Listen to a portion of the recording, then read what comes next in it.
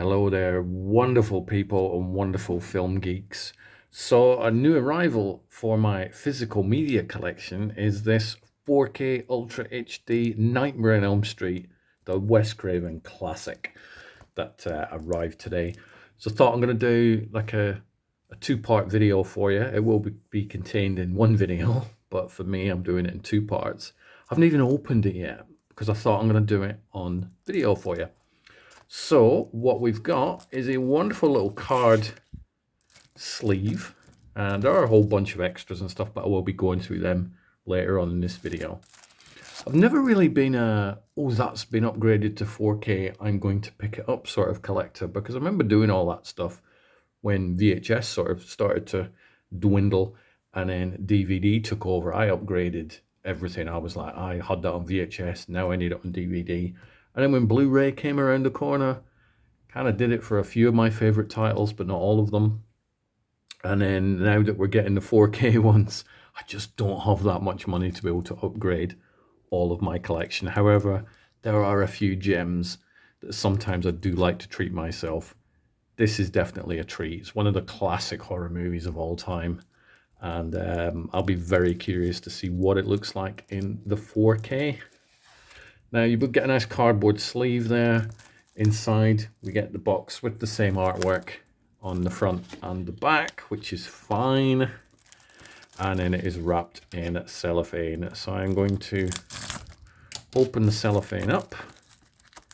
Let's see what we get in here. This isn't like a limited edition or anything, so we're not going to get all singing, all dancing goodies in here. But I'm just curious to see what in fact it looks like on the inside. Yeah, sort of a standard cover. There's no booklet or anything, but I'm not too bothered about booklets because this is actually feature packed. There is quite a lot of extras on that. Now, one thing I will say is this version does contain the theatrical version and the uncut version. Now, for those of you getting massively excited about the uncut version, how much longer is it? I believe it's only a few seconds. So it's not worth going crazy over going with like an extra half hour or something like that. It is only a few seconds, but it's nice to know that we are getting both versions on this disc. There are also two full-length commentaries. I have listened to the Elm Street commentary before. I think it's just one commentary I've listened to before, but on this Blu-ray we get the first commentary has Wes Craven, and we get Heather Langenkamp, John Saxon, and cinematographer Jacques. Can't pronounce Jacques' surname, so I will probably pop that in there. And then on the second commentary, we get Wes Craven, Robert Englund, Heather Langenkamp, and a whole bunch of others, a producer, and so on. So there's two different commentaries. I do love commentaries. And a lot of people don't really delve into the special features too much, but I really do. I love them, so I'm looking forward to checking out the second commentary, which is one that I don't believe I have heard before. Now, according to the box, we get the alternate endings. That'll be interesting to see. It does say here there are 3 featurettes. The House That Freddy Built, The Legacy of New Line Horror. I think I have seen that one before. That is quite an interesting one. Never Sleep Again, The Making of Nightmare on Elm Street. And Night Terrors, The Origins of Wes Craven's Nightmare. Now, one of the things that does interest me, I have seen the documentary Never Sleep Again. And that's like a 4-hour documentary about the Elm Street franchise, including Freddy's Nightmares and everything. I suspect that what we're getting on here, and I will be able to confirm that if you keep watching the video, I suspect it will be just the Nightmare on Elm Street segment, but I will be watching all these features this afternoon, taking note of the running times, and more importantly, and I think this is the thing that a lot of people are curious about, how good is the 4K transfer? Now, I have seen Nightmare on Elm Street on pretty much every single format, other than big screen. I didn't see it on big screen. The first Elm Street film I saw on the big screen was Dream Warriors. Elm Street 1 and Elm Street 2 I'd seen on VHS rental copies and then bought them over the years on the sell-through versions and then DVD, and I think I did have a Blu-ray copy of Elm Street at one point. So I'm very well versed in how Elm Street looks. So I'm very curious to see how good the 4K transfer is. I shall let you know. And fingers crossed, it looks pretty stunning. I love the movie. I love the franchise. And so I'm very much looking forward to checking out A Nightmare on Elm Street in 4K. So in I go. I will be back in a split second. So I'm back. See, you didn't even know that I disappeared. So I spent the afternoon checking out the Nightmare on Elm Street 4K edition, including all the special features and obviously the restoration of the film itself. And it's thumbs up, two thumbs up, or two gloved fingers up from me. Firstly, the transfer. Is the transfer on the 4K any good? I've seen some people complaining about it online, but anybody who's familiar with the internet knows that people complain online about pretty much anything. Is it the best 4K transfer? Is this one of these discs where you're like, if you've never seen a 4K transfer, do check it out? No. But it is a transfer of a 40-year-old film that was shot relatively low budget. So I'm going to excuse the fact that it isn't like, oh my God, this 4K transfer is absolutely stunning. Now, don't get me wrong, there isn't anything wrong with it. In some of the scenes, it does look a little bleached, but that's the way the film was done back in the day. It was not a high budget movie.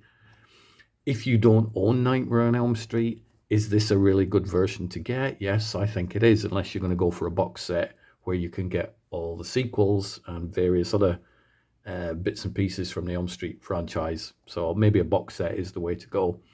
But if you just want Nightmare on Elm Street and you want to upgrade from, say, a DVD, then you could do a lot far worse than go for this 4K restoration. It looks good. You see a lot of people, I think some people get really nitpicky, and I think if you go into the viewing of this 4K Blu-ray looking for flaws, looking for things that don't look perfect, looking for scenes that don't change your life, then you are going to find them. It looked fine to me. I checked out both versions because there are two versions of the film. They're not massively different. I'll explain why. There is a theatrical version, which the UK runtime is 91 minutes and 10 seconds.